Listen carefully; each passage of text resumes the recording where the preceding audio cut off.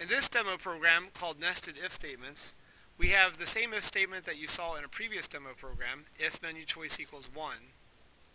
But inside of the curly braces for that clause, I have more code as well as a whole nother if statement nested inside of the outer if. Notice that your curly braces need to completely surround the, the inner if statement for this to work. And your indentation should help people understand that the one is inside of the other. In this case, unlike the previous program, when somebody enters a 1 for buying the number of books, or for buying books, they are further prompted to input a quantity of books, such as the number 10. And the program ends at that point, but that would be a natural place where you could then tell the person how much they owe for buying 10 books.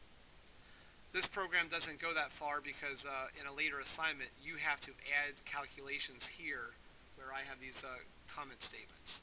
You'll have to put in assignment statements that compute the subtotal for buying so many books.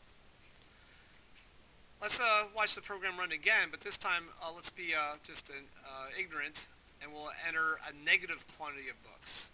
So after choosing 1 for books, and we're prompted to enter the number of books, if I accidentally hit the negative symbol and try to buy -3 books, watch what happens.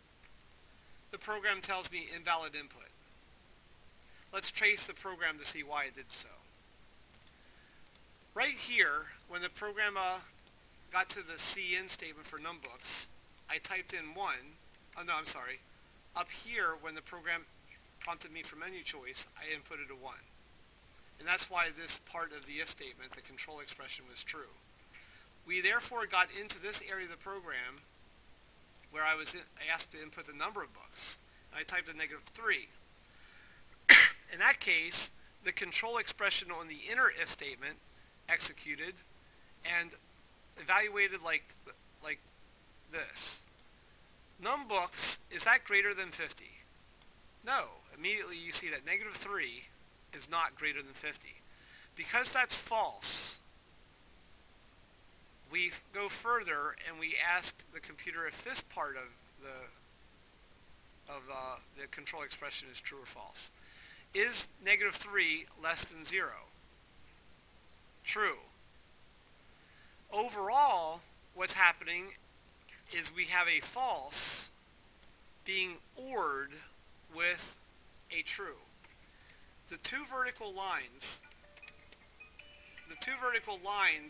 mean the word OR in C++. And you just have to memorize that. So overall, this is just asking if either one of those two conditions is true. And if one of them is true or both of them is true, then the program counts invalid input. So in addition to -3, what's another number that would cause this to be overall as a true? Okay, -4, -5, any negative number. Are there any non-negative numbers that would cause invalid input to yep, a big number like, say, 100. Let's check that.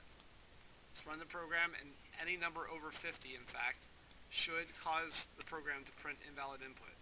Oh, look, the program actually prompted the user to input a number 50 or less. So they should know better, but if they type the number 100, it tells them invalid input as well. So the word OR can allow for a range of different legal inputs, or it could disallow certain inputs.